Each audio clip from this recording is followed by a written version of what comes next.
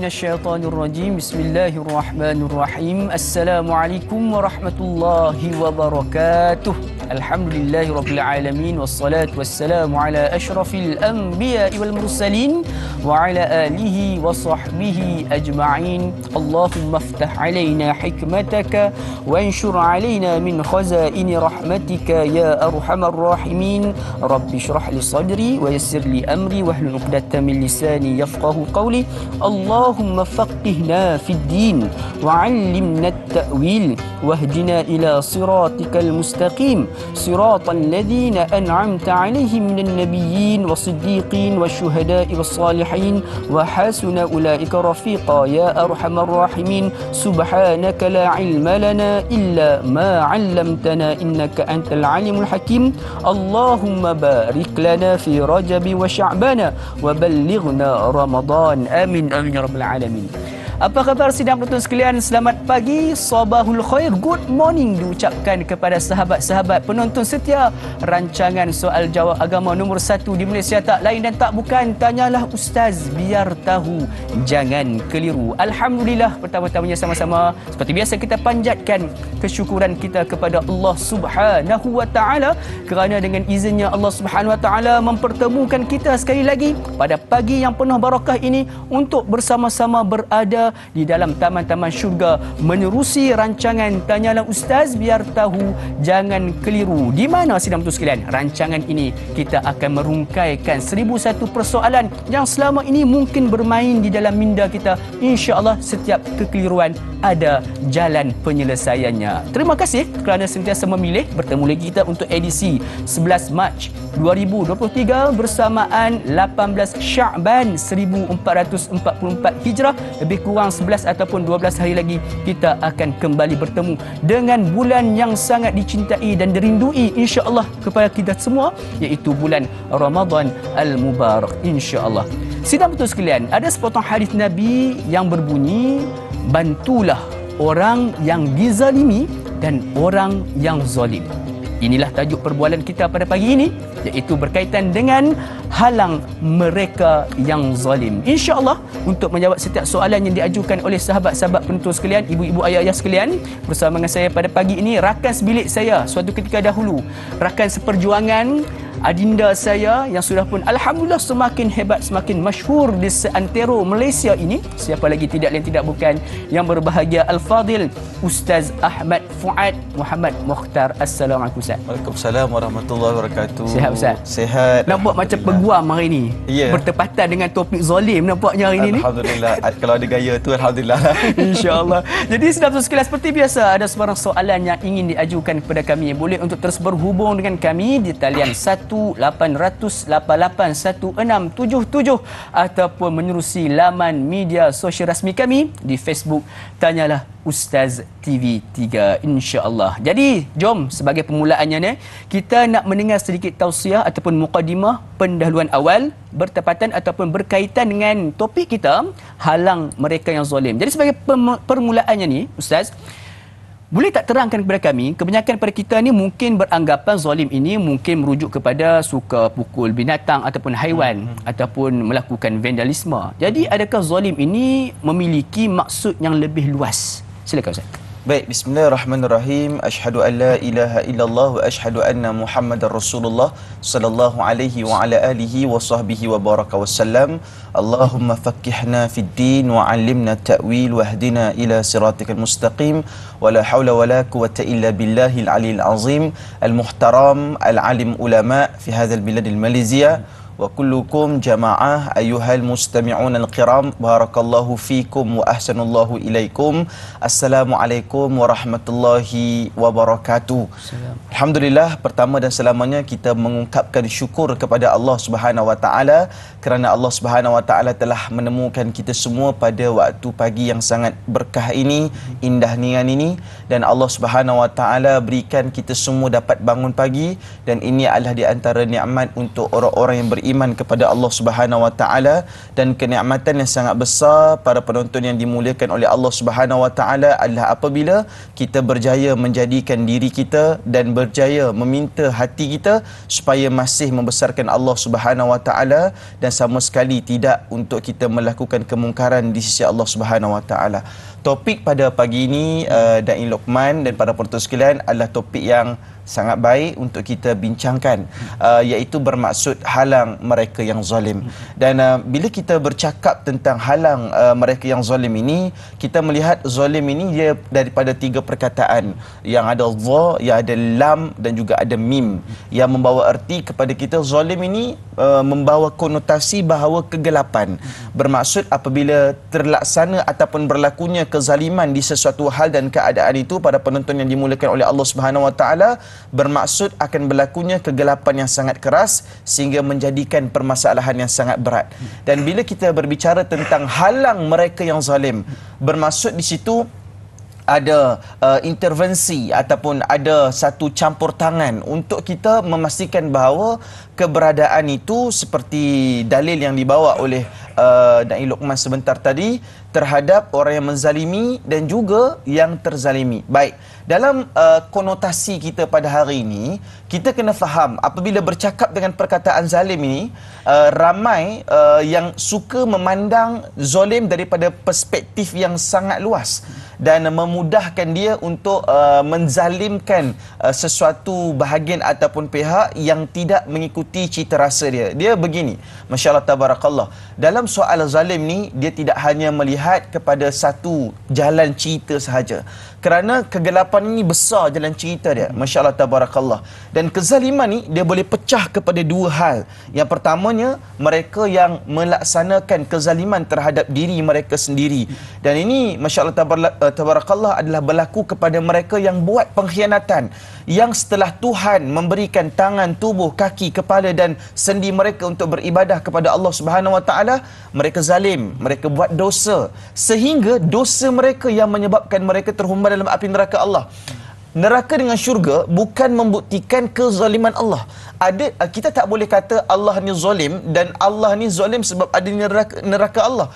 Kerana neraka itu bukan untuk Allah Ta'ala membuktikan kezaliman Allah, dan zalim ni tak sesuai dengan Allah Ta'ala.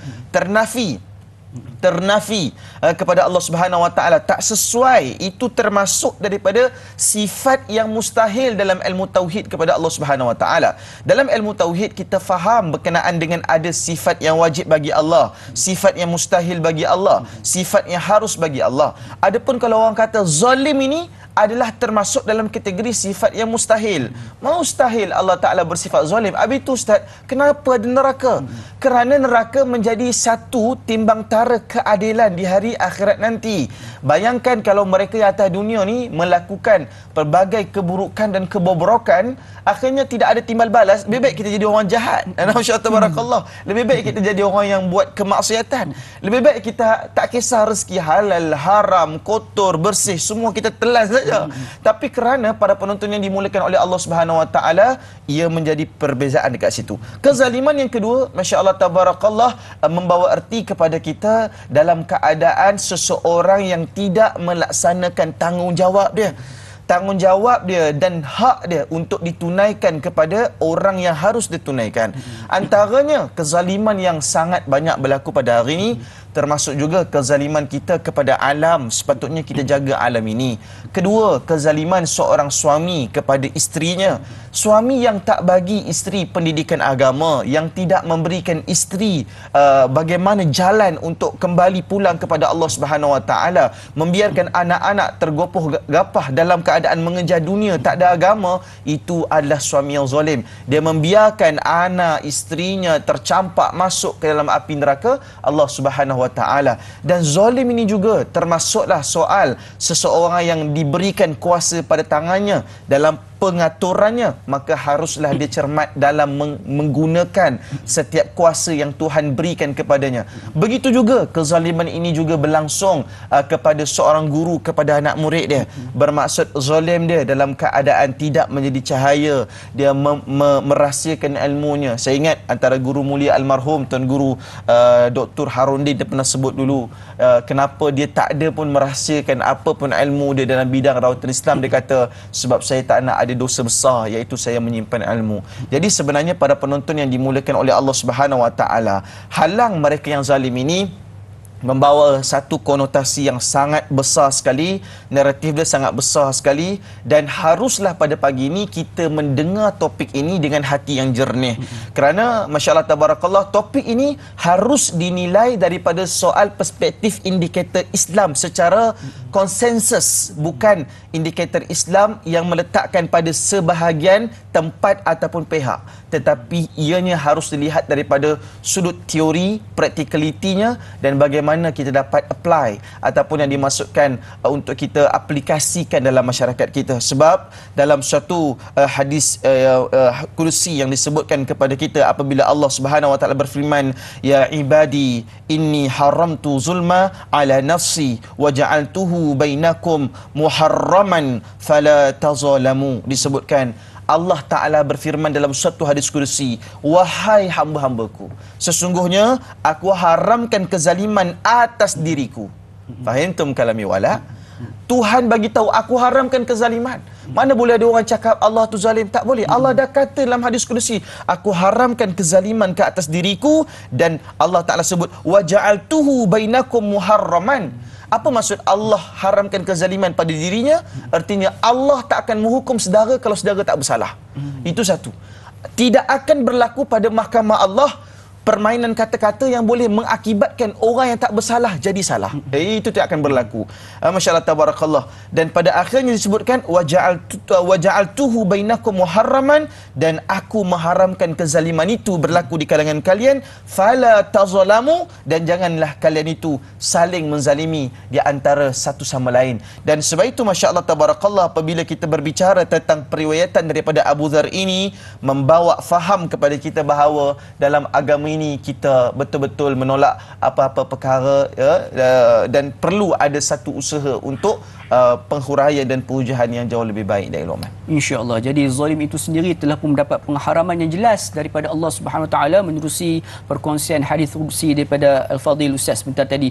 Jadi semua sekalian, mudah-mudahan kita terbuka kita punya minda kita untuk perbincangan kita pada pagi ini, di mana fokus kita adalah merujuk kepada perkara-perkara yang mendekatkan ataupun yang menyebabkan kita melakukan kemaksiatan yang akhirnya menjadikan kita seorang yang zalim. Mudah-mudahan terjawab sebagai mukadimah itu. Jadi kita nak terus kepada persoalan atau persoalan yang pertama. Fuad boleh? Boleh, insya-Allah. InsyaAllah. Dan Ustaz Fuad daripada Puan Sal Rasid Cici. Assalamualaikum Ustaz dan Da'i. Assalamualaikum warahmatullahi. Apakah ciri-ciri orang yang memiliki sifat-sifat yang zalim? Mohon Ustaz kongsikan. Syukran. #biar tahu jangan keliru. Silakan Ustaz. Baik, Allahumma salli ala Muhammad wa ala alihi wa sahbihi wa baraka wasallam. Para penonton yang dimuliakan oleh Allah Subhanahu Wa Taala, apabila kita mula berbicara tentang perihal ataupun keadaan orang-orang yang zalim ini, maka kita harus melihatkan bagaimana agama memberikan satu daripada keadaan ataupun satu indikator yang jelas berkenaan tentang siapakah mereka dan adakah kita pada hari ini termasuk daripada golongan yang zalim. Para penonton yang dimuliakan oleh Allah Subhanahu Wa Taala. Baik, apa yang saudara dan Luqman tadi sebutkan kepada kita sangat jelas, masya-Allah tabarakallah, bahawa kita membawa kepada kezaliman ini punyanya beberapa perihal dan keadaan, termasuklah apabila seseorang itu yang pertama sekali mereka gemar dalam melakukan kemungkaran di sisi Allah Subhanahu Wa Taala. Wala taqrabuz zina, mereka harus meninggalkan dan menjauhkan zina pada saat ketika itu. Bahkan mereka yang meninggalkan solat termasuk di kalangan mereka yang sendiri menzalimi batang tubuh mereka. Sebab kita tahu termasuklah juga dengan mereka yang melewatkan solat dalam kehidupan mereka, mereka zalim terhadap diri mereka sendiri. Bahkan yang keduanya adalah mereka ini sentiasa untuk mengingkari kebenaran. Kullil haq walau kana murran. kamu kena cakap benar, walaupun kadang-kadang cakap benar ni perkara itu pahit ataupun menyukarkan. Tetapi berbicara dengan sesuatu perkara yang benar membuktikan prinsip kita, dan masya-Allah tabarakallah, dan itu adalah keadaan yang sangat baik. Jadi yang pertama sekali, dia gemar melakukan kemungkaran. Yang keduanya adalah dia sentiasa mengingkari kebenaran. Asalkan orang cakap tentang kebenaran saja, maka dia akan ingkar dan dia tak akan boleh bersama dengan kebenaran.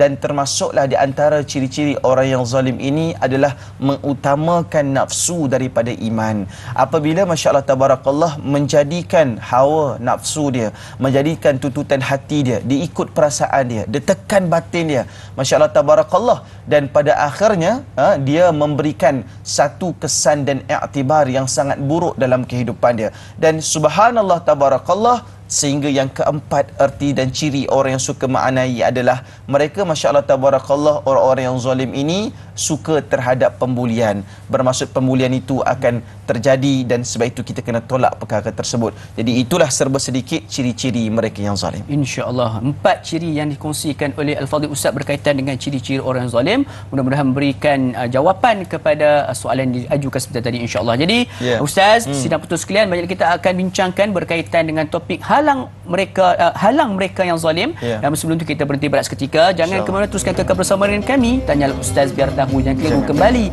sebentar saja lagi, insya-Allah.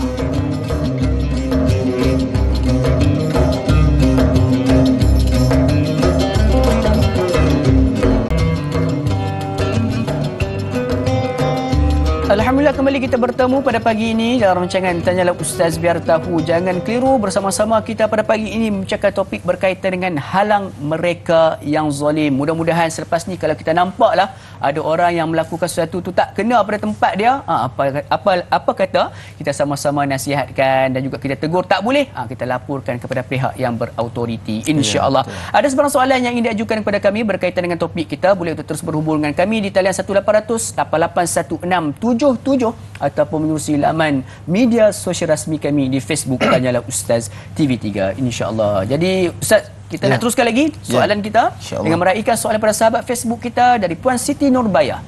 Assalamualaikum. Waalaikumsalam warahmatullahi. Bagaimanakah cara yang diboleh dilakukan oleh individu itu jika ternampak atau mengetahui ada berlaku suatu bentuk kezaliman, contoh terlihat kes dera fizikal ataupun mental sehingga boleh menyebabkan berlaku pergaduhan dan kematian? Mohon pencerahan Ustaz. Terima kasih. Silakan Ustaz. Baik, Allahumma salli ala Muhammad wa ala alihi wa sallam. Pada zaman Nabi Muhammad dahulu, ada satu tokoh namanya Abu Zar Al-Ghifari, dan dia bersama dengan Bilal bin Rabah. Kita tahu Bilal bin Rabah ini adalah satu keturunan yang miskin, papa kedana, dan orang yang dipandang enteng ketika mana dia sedang hidup dari Luqman. Dan akhirnya apa berlaku, para penonton yang dimulakan oleh Allah Subhanahu Wa Taala, Abu Zar Al-Ghifari ni dia dulu lanun. Jadi bahasa kalau bergurau dia sangat kasar dan keras.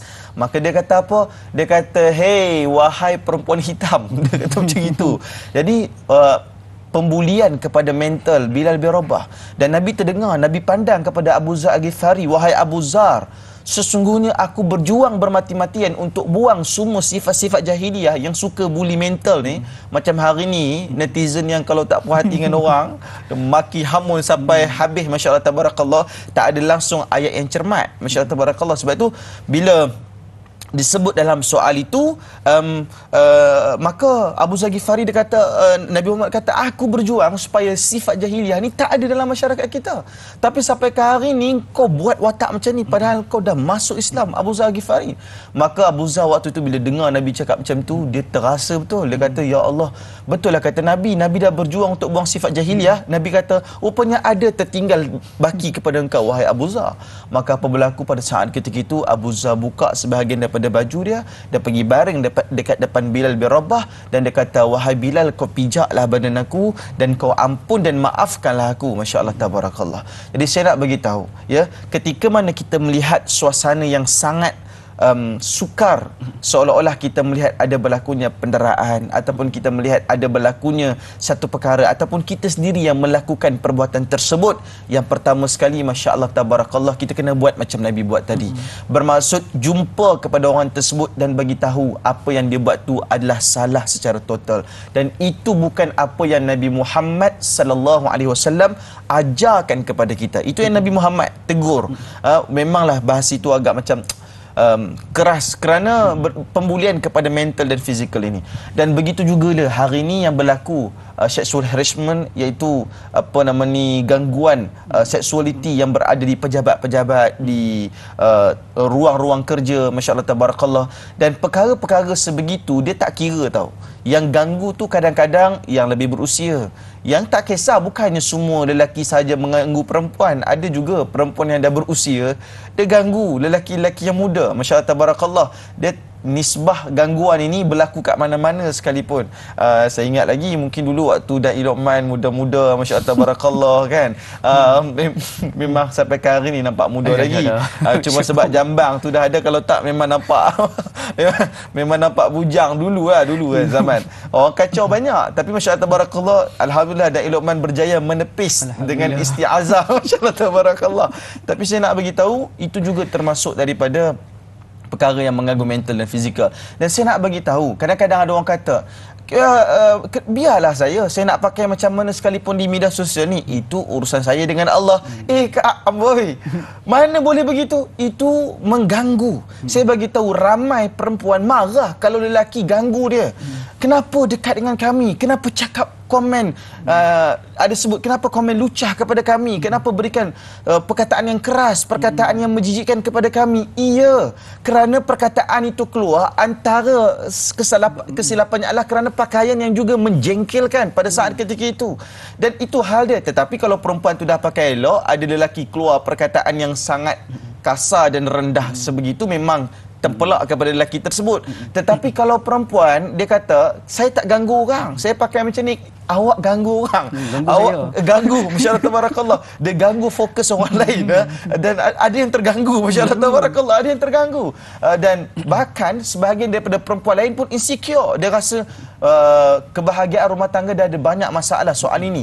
Jadi sebab itu saya nak bagi tahu, mental dan fizikal ini kita kena tegur dalam keadaan yang baik. Ada yang kata, kalau perempuan mereka tak tutup aurat dengan baik, lelaki yang tak berdarah daging dengannya tak boleh tegur, dia kata. Kalau macam gitu, adakah semua guru-guru di sekolah yang menegur tentang aurat perempuan ini adalah berdarah daging dengan pelajar tersebut? Tidak. Saya nak tanya, itu kaedah mana? Masya Allah tabarakallah. Memanglah mungkin ada pandangan sebegitu, tetapi bukankah kita di sekolah, ustaz-ustaz tu bukan keturunan daripada perempuan-perempuan ini, tapi dia boleh tegur dalam soal itu.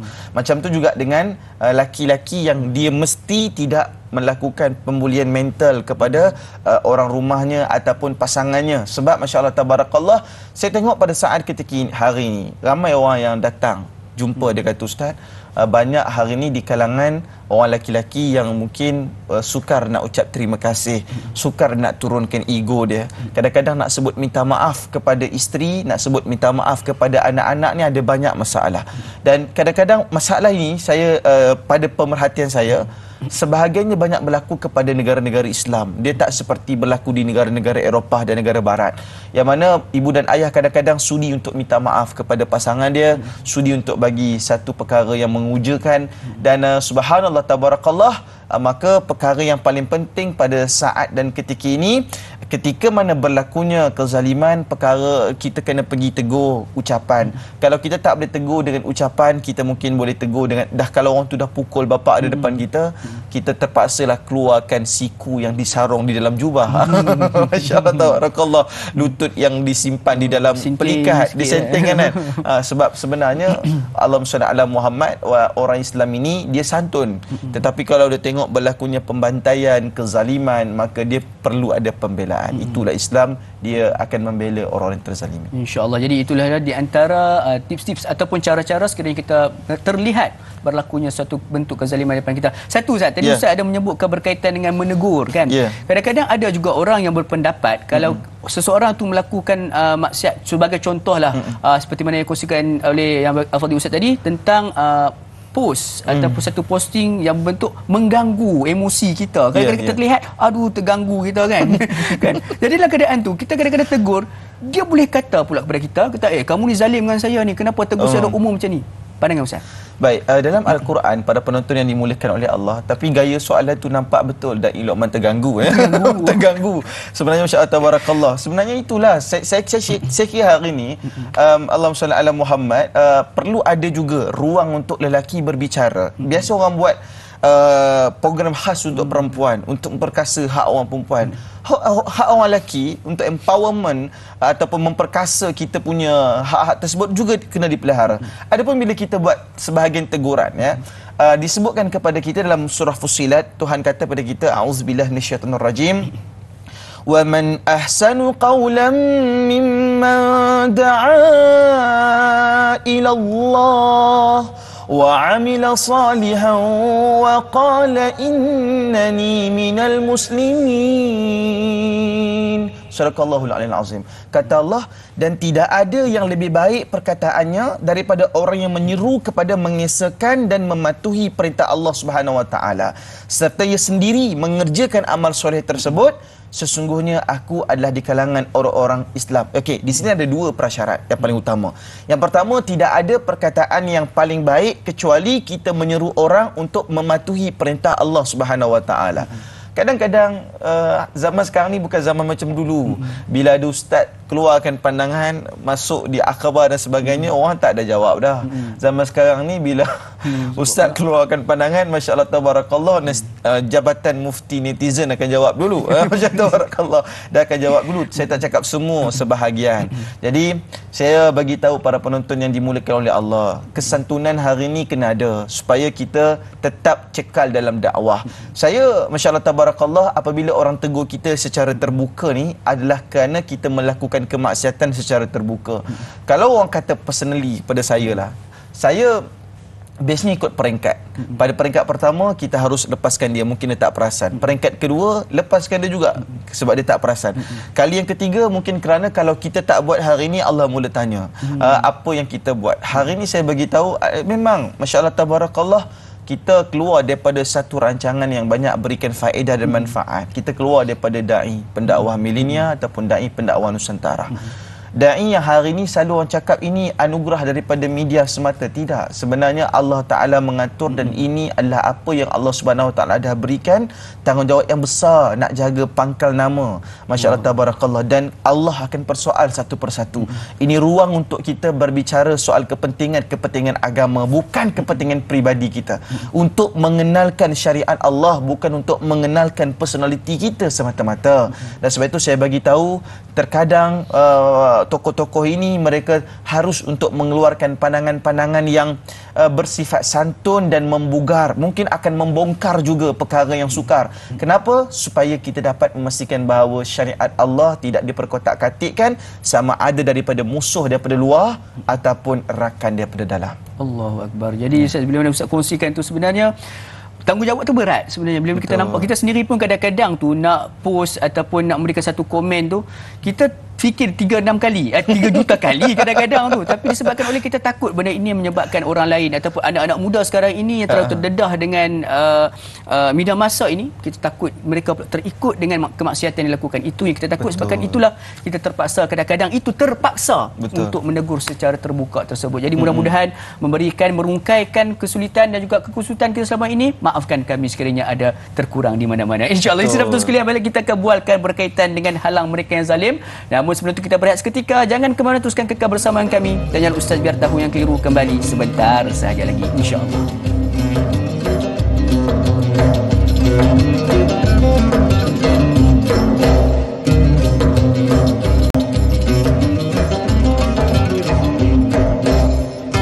Alhamdulillah, sedang tu sekalian, kembali kita bertemu pada pagi ini dalam rancangan Tanyalah Ustaz Biar Tahu Jangan Keliru. Sama-sama pada pagi ini kita mengambil ilmu berkaitan dengan halang mereka yang zalim. Ini satu perbuatan zalim, ini merupakan salah satu daripada perbuatan ataupun sifat yang diharamkan oleh Allah Subhanahu Wa Taala kepada kita sebagai hamba-Nya.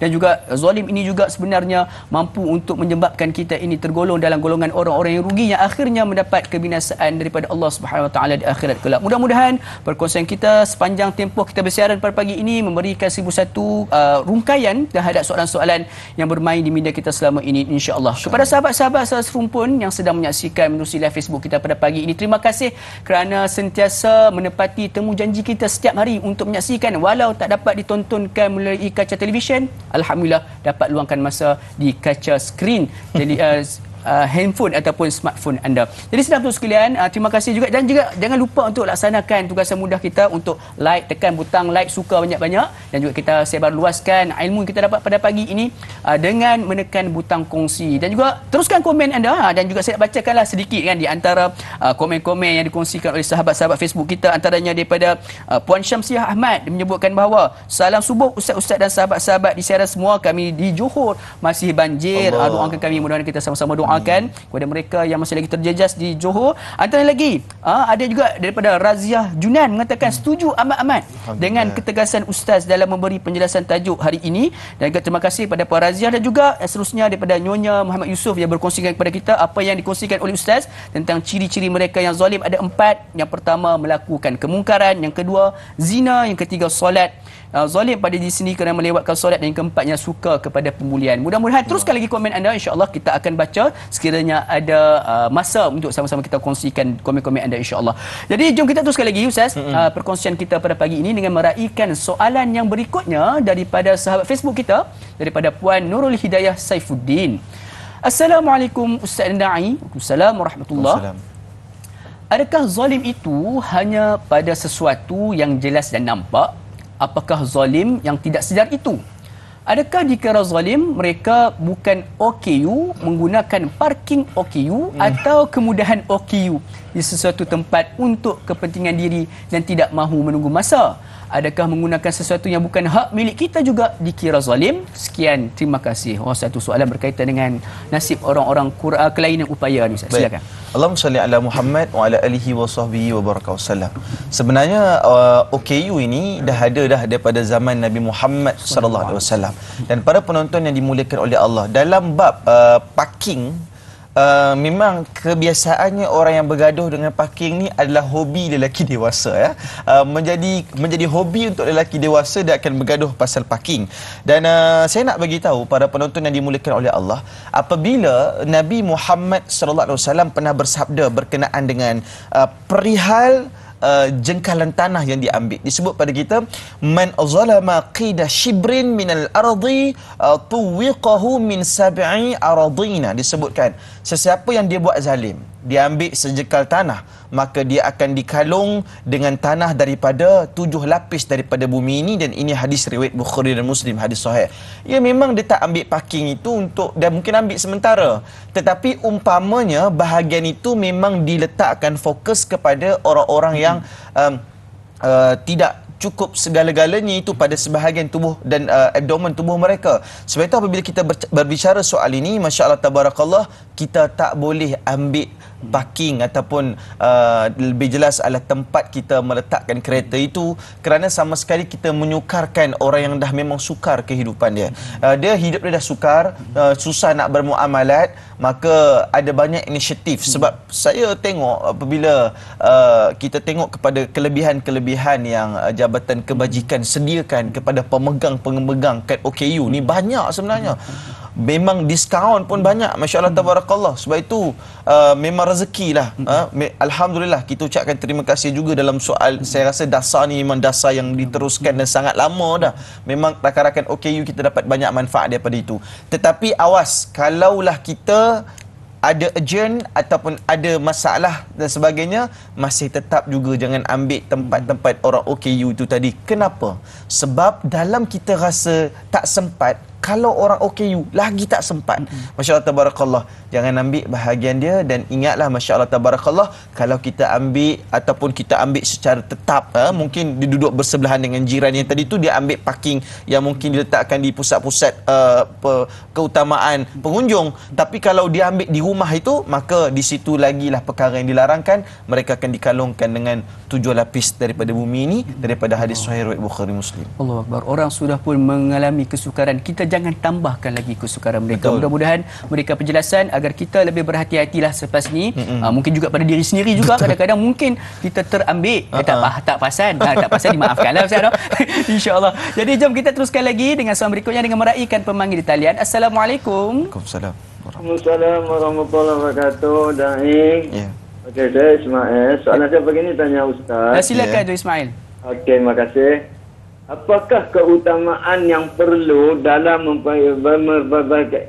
memperbaiki akhlak halang mereka yang zalim menurut kacamata Islam? Itu soalan saya ringkas. Terima kasih. Assalamualaikum warahmatullahi wabarakatuh. Waalaikumsalam warahmatullahi wabarakatuh. Terima kasih Haji Ismail di atas soalan yang diajukan. Silakan Ustaz. Baik, Allahumma salli ala Muhammad wa ala alihi wasallam. Apakah keutamaan untuk kita bincangkan topik ini dan untuk kita bekerja supaya kita dapat menghalang mereka yang zalim ini pada konotasi yang luas, ya, artinya pada kezaliman yang dilakukan oleh manusia.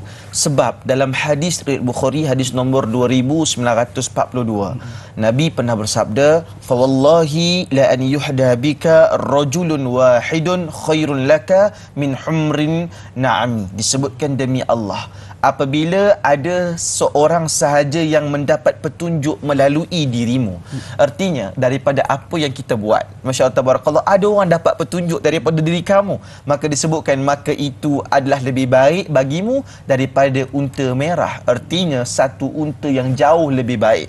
Sebenarnya kita tak fokus pun bila kita bawa ombak, ya, terutama bila kita berhadapan dengan isu-isu kontroversi. Pandangan tokoh-tokoh ni kebiasaannya kadang-kadang akan ditemplak semula, terutama termasuklah yang sedang berbicara ini. Tabarakallah. Ada isu ombak yang besar, mungkin ada isu-isu yang dibawa yang dilihat bermain dengan sentimen dan emosi. Bila kita keluarkan satu pandangan, maka akan ada sebagian yang kata, oh tak begitu, kita tak dapat nak twist semua orang, ataupun kita tak dapat nak tukar semua orang. Tapi kalau ada orang berubah diri dia kerana mendapat petunjuk daripada perkataan dan kata-kata kita, fa wallahi la an yuhda bika rajulun wahidun, maka demi Allah, apabila ada salah seorang daripada kamu sahaja yang didapat petunjuk daripada apa yang kamu buat, maka itu jauh lebih baik untuk kamu berbanding daripada seekor unta merah yang dianggap sebagai unta yang hebat, jantungnya kuat, Masya Allah tabarakallah, dan sangat membugarkan.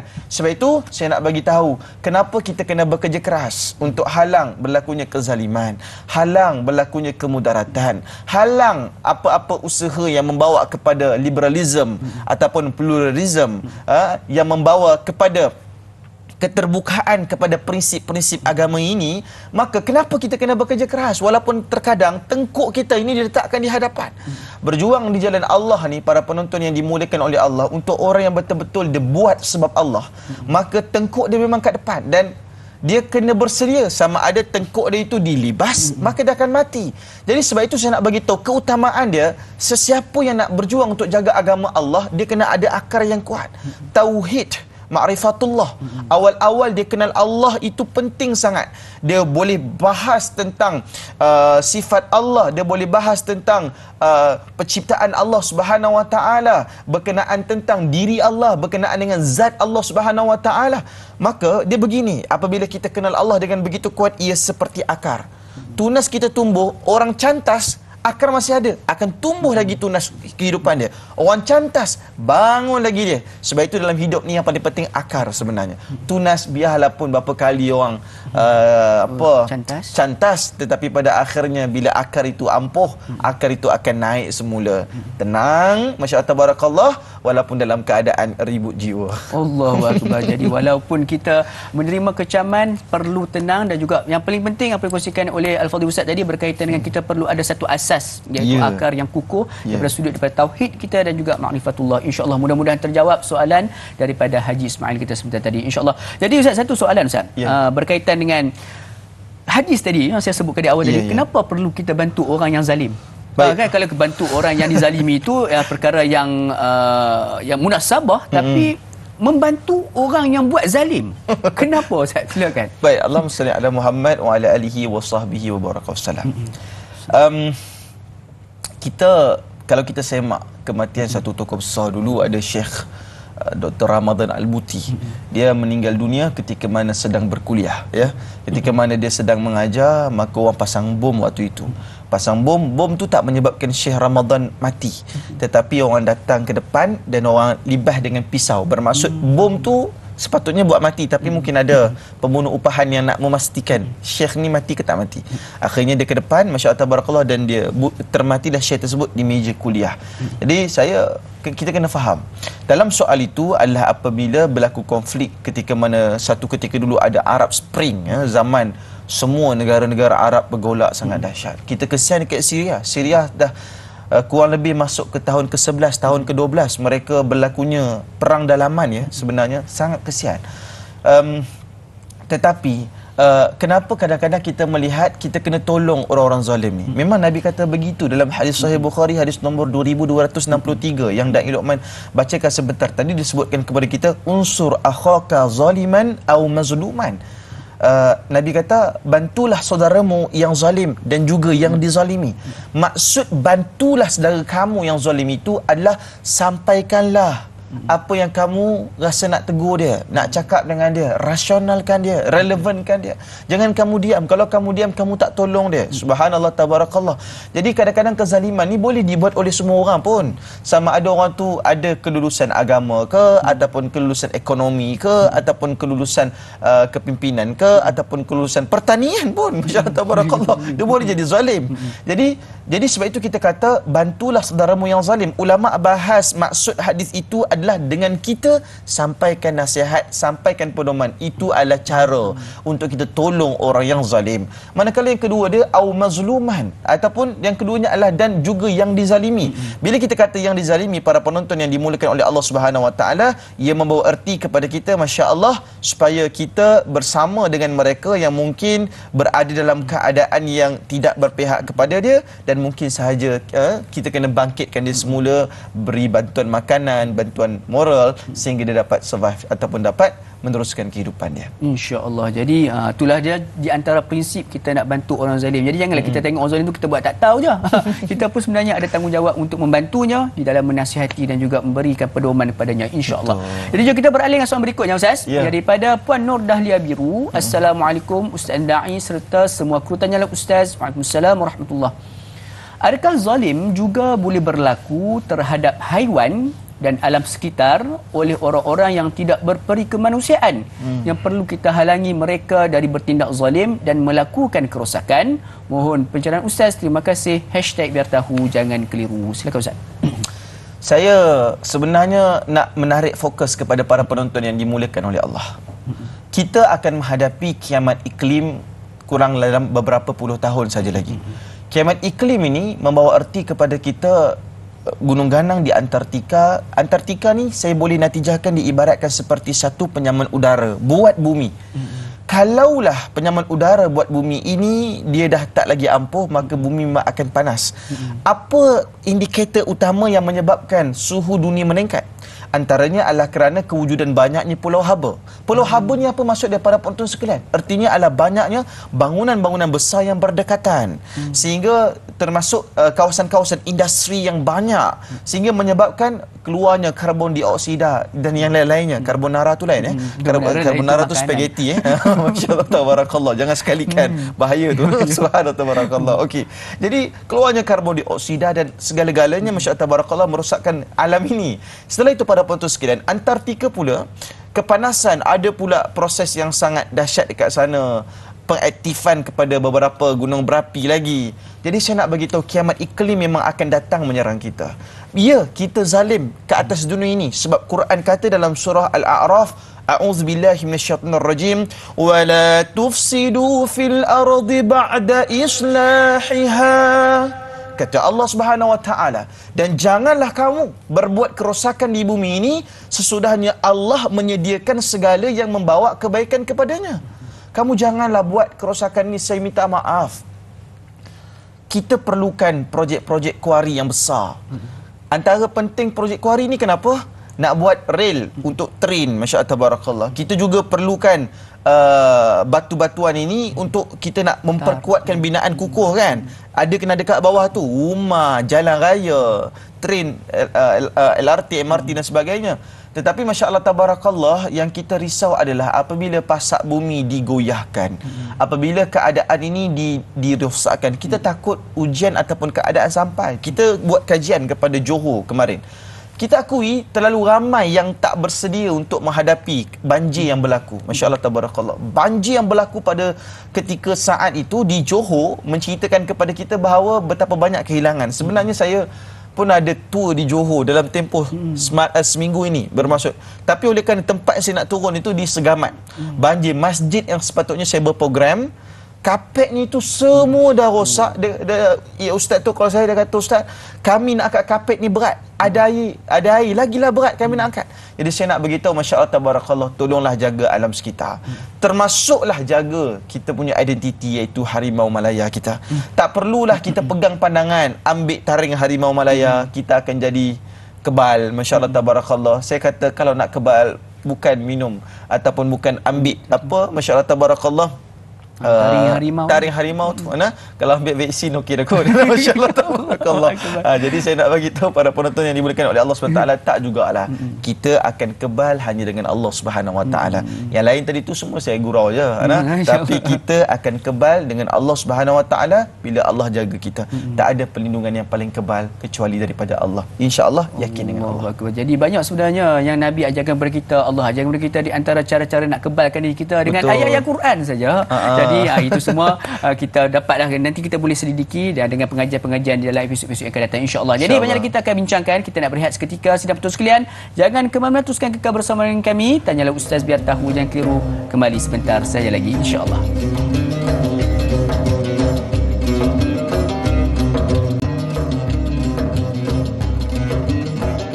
Alhamdulillah, sedang tu sekalian, kembali kita bertemu pada pagi ini dalam rancangan Tanyalah Ustaz biar tahu, jangan keliru. Alhamdulillah, pada pagi ini kita direzekikan oleh Allah sekali lagi untuk mendapatkan satu ilmu yang cukup mahal harganya berkaitan dengan halang mereka yang zalim. Mudah-mudahan apa kita dapat pada pagi ini, kita nampak selepas ini ada berlakunya kemungkaran di hadapan mata kita, maka kita perlu melaksanakan tugasan kita untuk menasihati dan juga memberikan petunjuk kepada mereka yang sedang melakukan kemaksiatan. Mudah-mudahan dia terkeluar daripada sifat zalimnya. Kita juga sendiri tidak menzalimi diri kita sendiri di atas asbab kita tidak menasihati orang yang melakukan kezaliman, insya-Allah. Jadi saudara sekalian, terima kasih kerana masih lagi kekal bersama kami. Balik kita akan buatkan, kita teruskan lagi perbincangan kita pada pagi ini dengan meraihkan soalan berikutnya, Ustaz, daripada Puan Ruby Abu Bakar Ruby. Assalamualaikum. Waalaikumsalam warahmatullahi. Waalaikumsalam. Bagaimanakah pula bagi mereka yang pernah menjadi mangsa kezaliman dalam rumah tangga, lebih memilih untuk berdiam diri sahaja setelah diugut oleh pihak tertentu? Mohon pencerahan Ustaz. Syukran.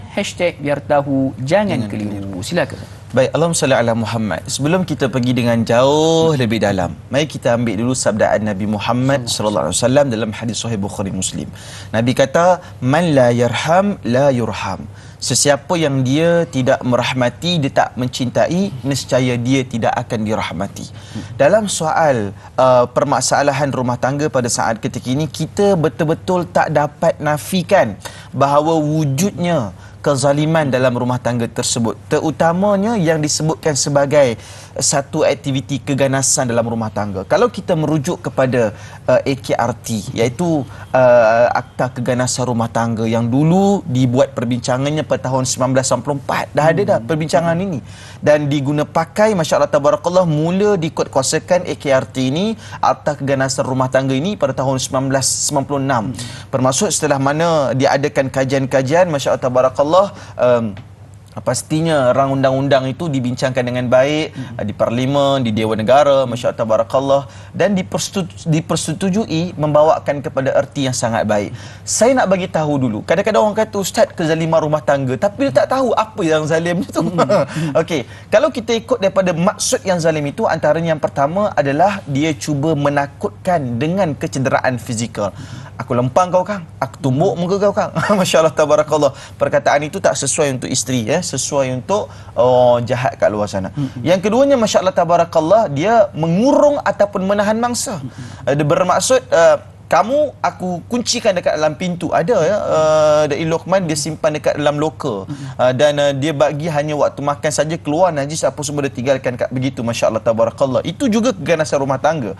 Yang ketiganya, menggelapkan harta mangsa sehingga menyebabkan mangsa tersebut mengalami kerugian kewangan yang sangat dahsyat.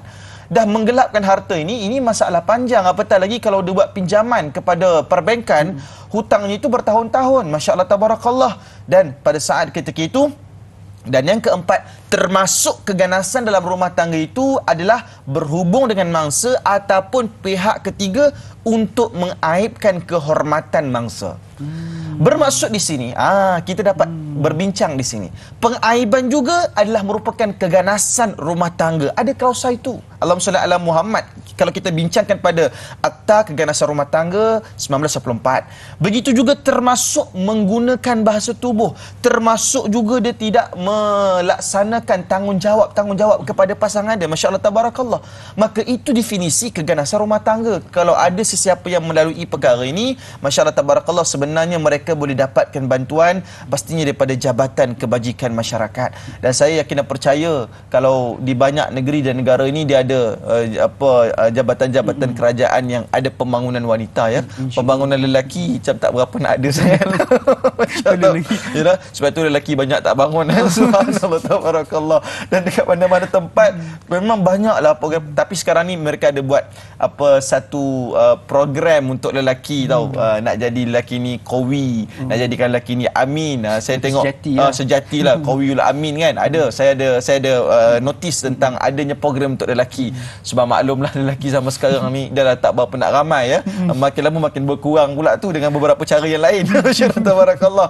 Jadi saya nak beritahu kepada para penonton yang dimuliakan oleh Allah, tolonglah jangan berdiam.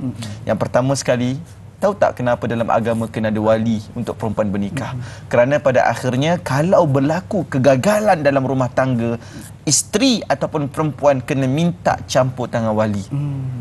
Minta tolong wali. Kalau dah kata ada kezaliman berlaku, kalau berlaku pembantaian dalam mazhab Imam Syafi'i, jika dia dah pukul orang ni, dia dah belasah dan sebagainya, maka memang wajib pada saat ketika itu untuk mereka ini berlaku kezaliman, kefasadan dalam rumah tangga, harusnya itu mereka bercerai, mereka berpisah pada saat ketika itu.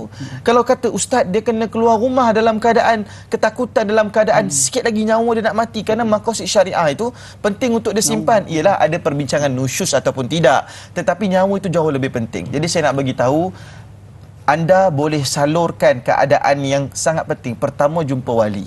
Yang kedua jumpa keluarga. Sama ada keluarga mertua ataupun keluarga kandung untuk bantuan. Yang paling penting yang ketiga, apa yang berlaku dalam hidup anda, tolonglah buat laporan polis. Saya nak bagi tahu, janganlah lepas dah buat laporan polis, bila polis mula ambil tindakan, pergi pula batalkan laporan polis. Saya bagi tahu, kalau pada akhirnya ia satu pendidikan yang baik, kalau rasa macam saya mungkin akan batalkan ustaz, saya cadangkan supaya anda fikir betul-betul dulu. Sebab tindakan yang melibatkan nyawa ni bukan perkara yang main-main. Saya selalu ikuti keadaan yang berlaku. Jadi wanita, kalau berlakunya kezaliman dalam rumah tangga, dapatkan bantuan-bantuan ini. Jangan rasa takut, terutama ibu-ibu yang suri rumah tu. Ya, kesian dengan mereka. Mereka dah tak ada pekerjaan. Mereka juga kadang-kadang memang educated, belajar tinggi, tapi rakan-rakan tak ada tahu. Jadi dia tak ada perbincangan-perbincangan yang komprehensif. Jadi kepada ibu-ibu yang mungkin suri rumah dan sebagainya, kalau ada apa-apa bukti, boleh rakam, boleh rekod, tetapi untuk disimpan. Masya Allah tabarakallah, jadi simpanan peribadi, supaya digunakan pada waktu tertentu untuk menolong mahkamah dalam menjatuhkan hukum. Dan saya nak pastikan bahawa cukup-cukuplah keganasan rumah tangga kepada suami. Begitu juga isteri juga kepada suami. Saya jumpa banyak hal dalam keadaan ini juga. Isteri juga kena jaga kebaikan dan kebajikan suami tersebut. Masya Allah tabarakallah. Kerana pada saya, bila berlaku keretakan rumah tangga, kesalahan itu seperti mana awal bercinta dibahagi 100%, 50-50, kegagalan ataupun tak sampai ke akhir juga harus dibahagi 50-50. Jadi penting untuk itu. Jadi mudah-mudahan serba sedikit perbincangan kita pagi ini berkenaan dengan kezaliman dalam rumah tangga membangkitkan mungkin wanita-wanita yang teraniaya. Tapi kita tak boleh juga cakap begitu. Ada juga lelaki-lelaki yang dah mula jadi takut. Dia masuk pertabi, persatuan. Masya Allah. Jadi kita tenteramkan rumah tangga kita, banyakkan solat berjemaah dan saling memaafkan, saling menegur dengan baik. InsyaAllah. Cinta itu fitrah, namun cinta yang disulami dengan kezaliman itu adalah fitnah. Mudah-mudahan kita sama-sama jauhi dan juga jaga hubungan rumah tangga yang kita bina ini, dan juga kalau ada berlaku keganasan, boleh salurkan bantuan cari bantuan daripada mereka-mereka yang berautoriti di luar sana, insya-Allah. Jadi banyak kita akan bincangkan, namun sebelum itu kita nak labuhkan tirai terlebih dahulu TV3. Jangan lupa untuk saksikan, insya-Allah sebentar saya lagi menerusi di TV9. Jadi kita berehat sebentar, jangan mana teruskan kekal bersama dengan kami Tanya Ustaz Biar Tahu. Jangan keliru, kembali sebentar saja lagi, insya-Allah.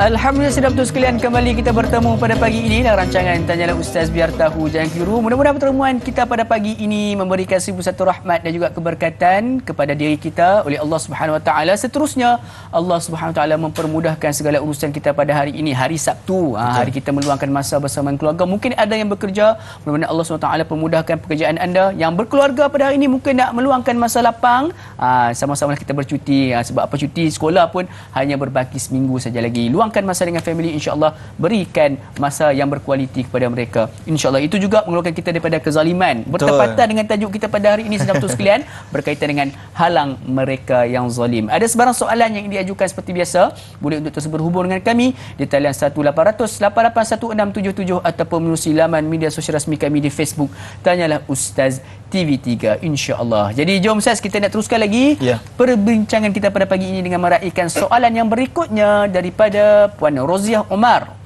Assalamualaikum Ustaz dan Da'i yang dihormati. Assalamualaikum warahmatullahi. Adakah perbuatan mendedahkan kezaliman seseorang itu, baik di media sosial maupun secara lisan, dianggap membuka aib seseorang itu, sedangkan perbuatan zalimnya itu perlu dibendung? Mohon penjelasan Ustaz. Terima kasih Ustaz di atas perkongsian. Silakan Ustaz. Baik, Allahumma salli ala Muhammad wa ala alihi wa sahbihi wa baraka wasallam. Sebelum kita nak terus bercakap tentang isu tu, boleh tak kita buka aib dia dalam keadaan tersebut? Pertamanya, asas dia adalah dalam agama ni, hukum asas mencari aib orang adalah haram.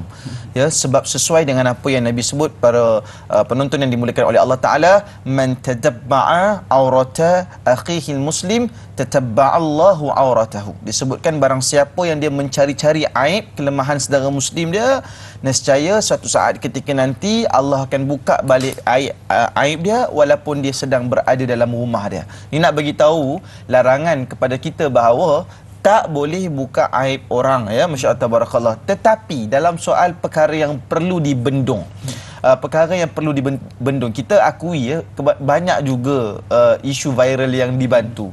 Kadang-kadang kalau tak viral, tak dibantu. Kalau viral, laju bantuan yang sampai pada saat ketika itu. Jadi apa yang saya nak beritahu, masya-Allah tabarakallah, kalau kita buka dalam kitab Penawar Bagi Hati, ada menceritakan tentang ghibah ataupun mengumpat yang diizinkan. Jadi ia juga bermaksud sebagai contoh, kita nak bendung ni, kita tahu satu kedai ni yang memang budaya dia dah 2, 3, 4, 5 bulan lepas kita tegur, dia tetap buat cara kotor juga. Tikus makan sekali dengan ayam yang dia nak buat, kebersihan tak dijaga, dan kita banyak kali nampak dia amalkan amalan syirik, dia letak mungkin pelaris di kedai-kedai dia, ya. Kadang-kadang kalau kita tengok pelaris yang mereka pakai ni sangat menjijikkan, memang sangat menjijikkan. Antaranya, minta maaf ya, dia letakkan sekali sebahagian daripada pakaian dalam dia kepada gulai-gulai yang dia nak buat tersebut. Masya-Allah tabarakallah. Kadang-kadang bila dia nak lagi pekatkan lagi keadaan tersebut, dia buat. Dan saya nak cerita, amalan ini bukan hanya cenderung kepada restoran-restoran orang-orang Melayu semata-mata, dan ini sebenarnya diamalkan oleh majoriti. Masya-Allah tabarakallah.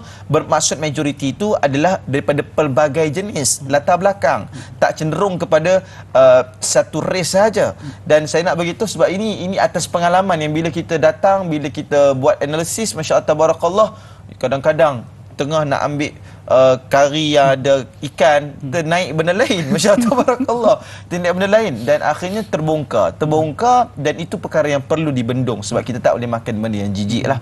Jadi kalau harus dan dosa itu melibatkan mudarat kepada umum, maka harus kita letakkan di media sosial. Saya ulang, jika aib itu melibatkan mudarat kepada umum, harus kita letakkan di media sosial. Tetapi kalaulah aib itu hanya melibatkan dia dengan Tuhannya, dan masih ada proses untuk kita mendekati dia, berdakwah dengan dia, maka dekatilah dia, bagi peluang dekat dia. Masya Allah, tabarakallah. Ini berbeza. Tapi saya sebenarnya zaman sekarang ni, Malaysia 2023 hari ni, dia tak sama dengan Malaysia dulu. Malaysia hari ni, kita tengok keadaan media sosial kita pada hari ni adalah mereka lagi banyak suka mengetengahkan kesilapan yang mereka buat. Masya Allah, tabarakallah, dalam banyak isu hal dan keadaan lah. Jadi saya pun nak nasihat di sini dalam keadaan yang sangat jelas kepada pembikin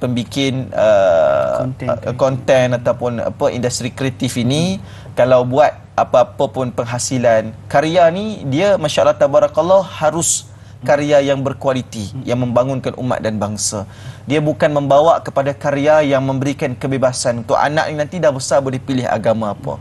Jadi saya nak pastikan bahawa janganlah kita buat karya yang boleh merendahkan agama kita sendiri. Lakon layarnya pula adalah orang yang bersyahadah sendiri. Masya Allah, tabarakallah, bagaimana agaknya dapatan daripada yang kita dapatkan, perkara yang boleh mengguris agama ini. Maka saya nak bagi tahu, Masya Allah, tabarakallah, pada sebagian hal dan keadaan, saya tahu hari ni kita nak industri kreatif ini berkembang dengan baik. Ramai orang yang dapat faedah, yang nak bayar duit yuran anak. Abang-abang cameraman kita, abang-abang lighting kita, yang audio man kita, kita semua berpayung pada satu payung yang baik. Jadi tolonglah supaya bersifat lebih bertanggungjawab, membina generasi. Sudahlah buat mana-mana hasil industri yang boleh memberikan polemik kepada masyarakat, yang boleh rosakkan, sebab itulah kezaliman. Zalim kita memberikan satu perkara yang akhirnya budak dia fikir, oh sebenarnya boleh tukar agama, oh sebenarnya itu adalah satu perkara yang zalim yang boleh merosakkan anak bangsa kita.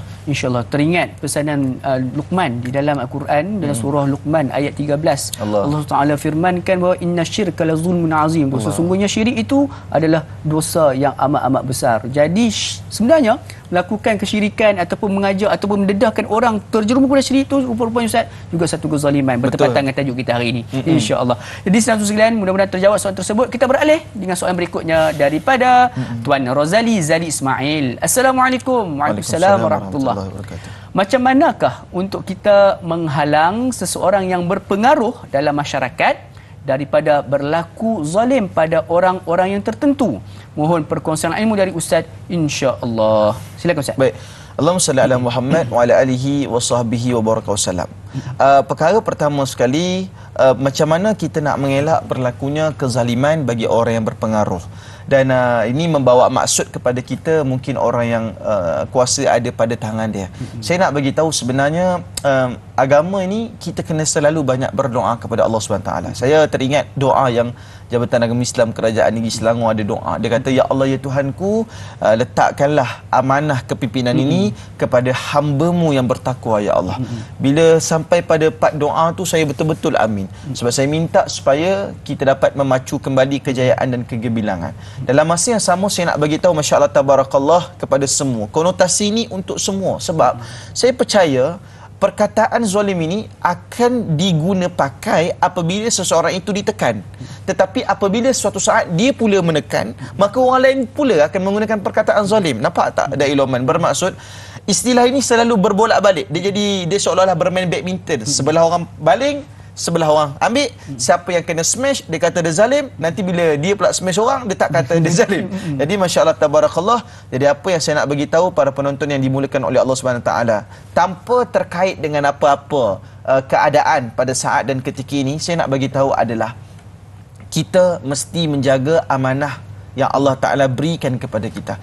Kerana untuk kita membangkitkan umat ini, untuk kita memastikan kita menjadi negara Islam, negara contoh yang ada wawasan yang hebat, Masya Allah, tabarakallah, perundangan itu penting. Sebab ada 3 struktur penting dalam negara ini. Kita ada badan eksekutif, kita ada badan perundangan, bahkan masya-Allah tabarakallah pemerintahan yang akan membangkitkan kita semua, dan badan kehakiman juga penting untuk kita semua. Jadi dalam utama kepada 3 badan utama di negara ini, khususnya kita mesti memastikan tata kelolanya baik, bersifat telus dan mulus, sehingga dengan itu memberikan faedah dan meletakkan kesamarataan daripada sudut penghukuman dan keadilan, supaya kita dapat menggunakan undang-undang dan syariat Allah Subhanahu Wa Taala dengan cara yang cermat dan baik. Saya nak bagi tahu, tak mudah menjadi seorang pemimpin, dan kita semua adalah pemimpin pada hakikatnya. Saya berdoa kepada Allah Subhanahu Wa Taala, mudah-mudahan apapun kita berdoa supaya negara ini terus maju, ekonominya terus jadi semakin baik. Masya-Allah tabarakallah. Saya baca dalam keratan akhbar, Petronas akan mencatatkan keuntungan jauh lebih besar insya-Allah. Saya doakan mudah-mudahan negara bangsa ini semuanya terus bangkit ke hadapan. Jagalah amanah kita, di mana pun posisi kita, kita tetap pemimpin. Mudah-mudahan Allah Taala selamatkan kita daripada fitnah dunia ini. Insya-Allah. Jadi orang yang berpengaruh ataupun pempengaruh ataupun boleh disebutkan sebagai influencer pada zaman sekarang ni juga memainkan peranan yang penting di dalam nak melakukan satu post itu, sebab apa, ianya mampu untuk menarik orang lain juga. Kalau kita melakukan post yang membawa kepada kezaliman, orang lain pun akan terikut melakukan kezaliman. Sebab mudah-mudahan kita semua terhindar daripada melakukan perkara-perkara yang zalim, insya-Allah. Jom kita beralih dengan soalan berikutnya daripada An-Nur Rauf. Assalamualaikum. Waalaikumsalam warahmatullahi wabarakatuh. Waalaikumsalam warahmatullahi wabarakatuh. Majikan yang tidak memberikan hak-hak kepada pekerja yang sepatutnya, adakah dianggap telah melakukan kezaliman? Bagaimana untuk tidak berterusan dizalimi, seperti tidak mendapat cuti sakit atau rehat? Adakah menuntut keadilan itu sebagai langkah menghalang kezaliman dari berlaku? Mohon pencerahan. Terima kasih. Silakan Ustaz. Baik. Perkara pertama, para penonton yang dimuliakan oleh Allah Subhanahu Wa Taala, bila kita bercakap sebagai majikan ni, dia ada 2 pilihan lah. Sama ada kita jadi leader, jadi ketua, ataupun kita jadi bos. Jadi pun begitu, dalam Al-Baqarah disebut pada kita, a'udzubillahi minasyaitonir rajim, wala ta'kulu amwalakum bainakum bil batil. Kamu jangan makan, kamu jangan ambil harta dan orang lain di antara kamu dengan cara yang salah. Jadi subhanallah tabarakallah, kita seharusnya cuba sedaya upaya untuk membina satu pasukan yang kuat, satu pasukan yang baik, dengan kita saling berkongsi, timbang rasa, ada perbincangan, sehingga ada munaqasyah, ada muamalah. Untuk kita kata, oh kamu ada kelapangan, oh kita ada kelebihan, dikongsikan. Sebenarnya dalam hari ini saya tahu banyak rakan-rakan kita di luar sana, mereka tidak mendapatkan keadilan pada hakikatnya. Terutama semakin lama dana dan gaji yang patut mereka dapat pula semakin lama semakin kecil. Subhanallah. Terutama mereka yang sukar ataupun dalam istilah kita B40 lah. Jadi saya nak beritahu masya-Allah tabarakallah kepada kita yang mungkin Allah Taala bagi rezeki yang lebih. Ingat, lebih banyak kita berkongsi, lebih banyak Allah akan bagi kepada kita semua. Berilah hak-hak kepada mereka. Kita pun ada akta kerja, masya-Allah tabarakallah, kenalah taat dan ikuti apa yang pemerintah dah letak kan.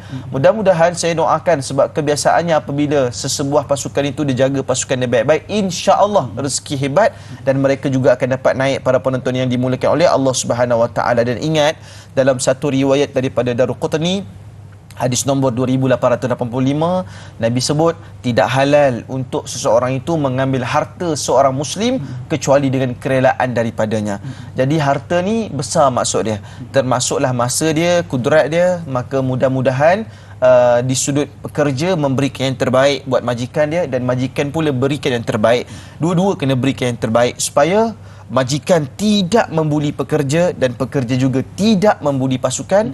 Saya percaya ianya akan memberikan satu nisbah yang baik kepada Islam, insya-Allah. Saya doakan kepada para peniaga Islam terus maju, insya-Allah. Insya-Allah. Itulah yang namakan sebagai kerja berpasukan, tidak ada penzaliman di antara satu sama lain, insya-Allah.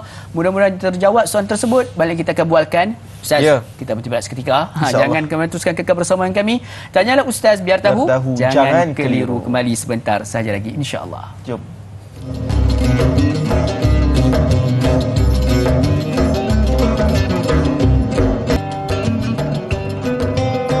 Alhamdulillah. Alhamdulillah saudara-saudara sekalian, kembali kita bertemu dalam rancangan Tanyalah Ustaz Biar Tahu Jangan Keliru. Berjam celik, sedar tak sedar kita sudah pun berada di segmen yang terakhir untuk episod pada hari ini. Mudah-mudahan pertemuan kita pada pagi ini memberikan kita pencerahan berkaitan dengan apakah erti sebenar itu kezaliman dan bagaimanakah cara bentuk-bentuk untuk kita menghindarkan diri kita daripada melakukan kezaliman. Seterusnya kita mampu untuk menghalang orang-orang yang berlaku zalim, insya-Allah. Jadi jom kita nak raikan lagi beberapa soalan di dalam saki baki masa yang tinggal ini dengan meraikan soalan berikutnya daripada Kak Juzabidi. Assalamualaikum Ustaz dan Da'i. Assalamualaikum warahmatullahi. Adakah zalim ibu bapa yang terlepas pandang dalam mendidik anak-anak tentang solat, membaca Al-Quran dan menutup aurat? Mohon pencerahan Ustaz. #biar tahu jangan keliru. Silakan Ustaz. Baik, Allahumma salli ala Muhammad wa ala alihi wa sahbihi wa wasallam. Kita nak berbicara tentang tanggungjawab ataupun kepentingan pendidikan kepada anak-anak ini. Masya-Allah tabarakallah. Dan kalau seseorang itu mereka sama sekali tidak dididik dalam keadaan yang sangat baik, maka ianya memang mendatangkan satu fitnah dalam agama ini, sebab memang ada tuntutan untuk mereka dididik supaya bersolat kepada Allah Subhanahu Wa Taala dan melakukan ketaatan kepada Allah Subhanahu Wa Taala. Bukankah Nabi sallallahu alaihi wasallam itu pernah bersabda, para penonton dimuliakan oleh Allah Taala, usikum bisyababi khairan fa innahum araqu afidatin laqad ba'athan lahu bil hanifiyyati samhati. Disebutkan kepada kita sebagainya, disebutkan aku berpesan supaya kamu buat baik kepada orang muda. Sesungguhnya mereka dikurniakan itu Tuhan perasaan yang sangat sensitif, dan ketika mana aku diutuskan membawa agama yang murni ini, kebanyakan pemuda zamanku mendokongku, dan kebanyakan daripada itu para pendengar yang dimuliakan oleh Allah Subhanahu Wa Taala, orang-orang yang lama menentangku. Ini nak bagi tahu kepada kita sebenarnya apa Nabi sebut, nak bagi tahu lebih mudah kita mendidik kanak-kanak ini supaya mereka dapat solat kepada Allah Subhanahu Wa Taala, supaya mereka memberikan keprihatinan yang sangat baik. Kadang-kadang ada orang datang jumpa, dia kata, Ustaz, saya nak semayang. Ini kisah benar. Orang datang jumpa saya, Ustaz, saya nak semayang tapi dalam keadaan yang sedih sebab mak ayah saya sendiri pun tak semayang, Ustaz. Saya tanya dia, mak ayah kerja apa? Mak ayah saya jual barangan sunnah, jual kurma, jual kismis, jual jubah, tapi mak ayah saya tak semayang. Jadi saya nak beritahu kepada para penonton yang dimuliakan oleh Allah Subhanahu Wa Taala, siapa yang dapat mak ayah yang rajin semayang, rajin mendoakan dia, itulah sebesar-besar nikmat sebagai seorang anak. Sebab kita dapat tengok betapa ibu dan ayah kita berjuang, berkorban sehabis baik supaya kita dapat dimanfaatkan dan kita dapat menjadi kebahagiaan dalam soal tersebut, para penonton yang dimuliakan oleh Allah Subhanahu Wa Taala.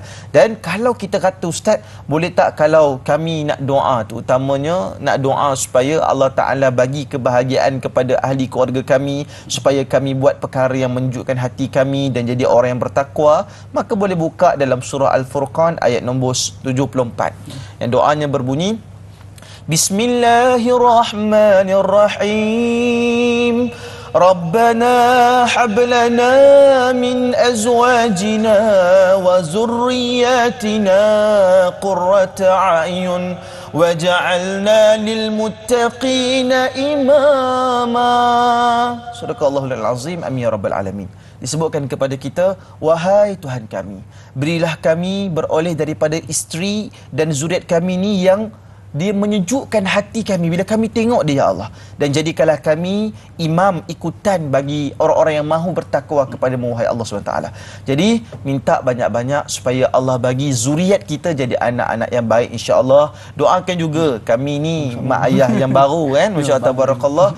Jadi doakan juga, saya doakan kepada tuan-tuan yang semua ada anak. Sebab dalam hidup ni kalau anak berjaya, mak ayah bangga. Tetapi kalau anak tidak sukses, maka ibu dan ayah akan rasa stres. Jadi mudah-mudahan Allah Ta'ala berikan kejayaan untuk kita semua. InsyaAllah. Mudah-mudahan kita semua dapat anak-anak yang soleh-solehah yang seterusnya boleh mendoakan pula kepada kita, insya-Allah. Jadi mudah-mudahan terjawab soalan tersebut. Satu soalan, Ustaz.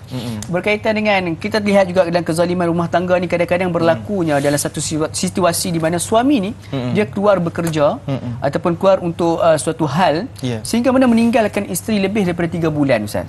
Adakah itu juga melakukan satu kezaliman ataupun keganasan dalam rumah tangga, Ustaz? silakan. Baik, Allahumma salli ala Muhammad wa ala alihi wa sahbihi wa wasallam. Kalau kita perasan ketika mana berlakunya akad nikah, ya, kadang-kadang waktu akad nikah tu tak sedih pun. Saya pun tak menangis waktu akad nikah. Aku terima nikahnya, yang tu tak menangis lah. Tapi bila baca lafaz ta'liq, bila kita baca lafaz ta'liq itu, masya-Allah tabarakallah, dia ada sebut kepada kita apabila kita meninggalkan isteri kita, kita tak bagi nafkah, kita tak bagi rumah, tak bagi kenderaan. Ada ke pula kes yang sampai pada saya, rumah sewa harga 1,200. Isteri dia suri rumah tak bekerja. Suami dia bagi 700. Dia kata 500 pandai-pandailah cari. Astagfirullahalazim. Memang pening kepala kita. Jadi bila dia tinggalkan begitu, sebenarnya itu kezaliman. Dan sebenarnya isteri apabila dah ditinggalkan 3 bulan tanpa nafkah yang baik, maka isteri boleh pergi ke jabatan-jabatan agama dan boleh minta bantuan kepada mereka, kerana pembubaran kepada perkahwinan itu sebenarnya boleh berlaku. Sebab masya-Allah tabarakallah, kita kena ingat tak boleh tinggalkan isteri tanpa keperluan yang wajib dan asas kepada mereka. Makan mereka kena cukup, masya-Allah tabarakallah. Makan mereka sehari apa kali cak untuk orang perempuan ni sebenarnya. Dua dah cukup dah. Dua dah cukup dah. Ya, itu untuk diet. Itu untuk diet lah. Tapi dalam Islam syarat dia 2 lah. Tapi kalau ikut asrama 5. Masya-Allah tabarakallah. 5 Tapi kalau memadai, kalau 2 dah cukup lah. Bermaksud 2 kali makan berat memadai. Bermaksud tengah hari makan berat, mungkin petang untuk cover malam makan berat. Okey. Lepas tu pakaian dia pun 2 juga. 2 helai pakaian baru sepanjang tahun. Bermaksud pakaian luar dan pakaian dalam lah. Masya-Allah tabarakallah. Lepas itu rumah juga. Rumah ni kalau contoh kita masya-Allah tabarakallah duduk dengan mertua. Kalau isteri rasa selamat duduk dengan mertua, teruskan. Tetapi kalau isteri kata abang saya rasa tak selamat, jadi sebenarnya suami memang kena cari tempat yang lain. Rumah sewa lah. Tapi kalau isteri kata selamat, saya masih okey, so bermaksud suami telah melangsungkan tanggungjawab yang baik. Jadi sebenarnya nak jadi suami ni tak senang, ya. Jadi buat yang masih belum menikah, fikir elok. Masya-Allah tabarakallah. Fikir betul-betul. Jangan kata buka satu lubang, tutup satu lubang. Perkahwinan ni bukan saya nak kawal nafsu saya, tutup lubang ni masalah lain datang. Jadi fikir betul-betul, susun hidup betul-betul. Jika bersedia, ahlan wa sahlan. Selamat datang ke dunia rumah tangga. Jadi perlu ada persediaan. Sebab itulah juga betul kata Ustaz tadi, berkaitan dengan kena ada sekarang ni khusus-khusus pembangunan kelakian. Pembangunan wanita, perlu juga ada pembangunan lelaki ni. InsyaAllah mudah-mudahan terjawab soalan tersebut. Jadi jom kita beralih sebagai soalan penutup kita, sebagai kesimpulan soalan berikutnya ini daripada Mentari Senja. Assalamualaikum Waalaikumsalam warahmatullahi. Adakah doa orang yang dizalimi diangkat dan senang dimakbulkan oleh Allah? Bagaimana mereka yang sering dizalimi menjadi lebih tenang dan yakin dengan doa kerana Allah dekat dengan orang yang dizalimi? Sekian, terima kasih. Ini soalan sebagai kesimpulan, Ustaz. Silakan. Baik, sebenarnya apabila kita melihat berkenaan dengan orang yang dizalimi, nama Facebook dia dahsyat, ya, Mentari Senja. Nampak macam sedih, macam tabarakallah. Macam lirik tajuk lagu pada. Macam tajuk lagu pun ada kan, Mentari Senja. Okey, terima kasih kepada admin Mentari Senja atas soalan ini yang sangat baik. Dalam hadis riwayat Bukhari ada sebut kepada kita bahawa ittaqillah da'watul mazlum fa innaha laysa bainaha wa bainallahi hijabun. Disebutkan takutlah kamu terhadap doa orang-orang yang dizalimi. Kenapa? Masya-Allah tabarakallah, sesungguhnya tiada penghalang di antara doa itu dengan Allah Subhanahu wa taala.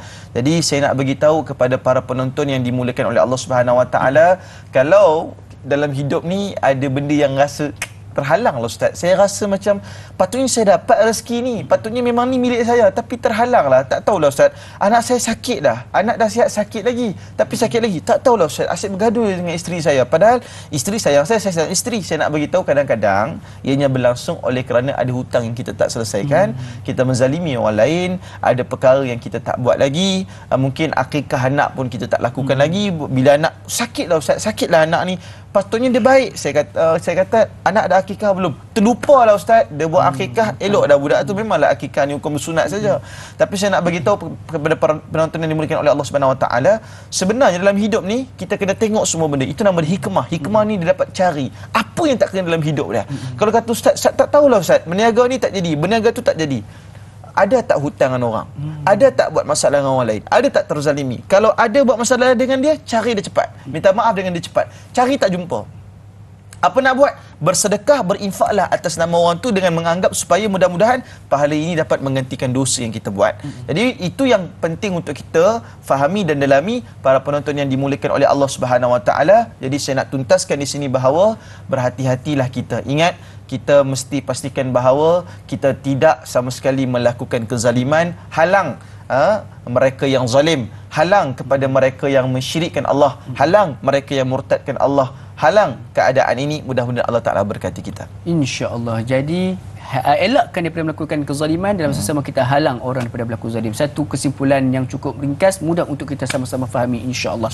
Jadi sebagai penutup Ustaz, sedikit bacaan doa ringkas, mudah-mudahan Allah SWT berkati pertemuan kita. Silakan Ustaz. A'udzubillahi minasyaitonirrajim. Bismillahirrahmanirrahim. Alhamdulillah Rabbil Alamin. Wassalatu wassalamu ala ashrafil anbiya'i wal mursalin wa ala alihi wa sahbihi ajma'in. Rabbana zalamna anfusana wa illam taghfir lana wa tarhamna lanakunanna minal khasirin. Rabbi yassir wa la tu'assir, Rabbi tam bil khair. Lam sabit aqidatana bil aqidah ahli sunnah wal jamaah. Subhana rabbika rabbil izzati amma yasifun. Wassalamu alal mursalin walhamdulillahi rabbil alamin. Amin amin amin ya rabbal alamin. Jazakallahu khairan katsira Ustaz di atas bacaan doa dan juga perkongsian ilmu. Mudah-mudahan Allah Taala panjangkan usia Ustaz, kekal Ustaz dan kesihatan untuk terus menyampaikan ilmu buat kami semua, insya-Allah. Satu manfaat dan juga mengeluarkan kami semua daripada kezaliman. InsyaAllah kita semua faham tentang zalim. Mudah-mudahan kita semua dapat hindarkan daripada kezaliman. InsyaAllah bertemu lagi kita di lain episod. Saya dan Luqman mohon maaf sekiranya ada terkurang di mana-mana, terkasar tutur kata, tersilap tutur bicara. Mudah-mudahan kita bertemu di lain episod rancangan Tanyalah Ustaz Biar Tahu yang Kira. Akhir kalam, Assalamualaikum warahmatullahi wabarakatuh.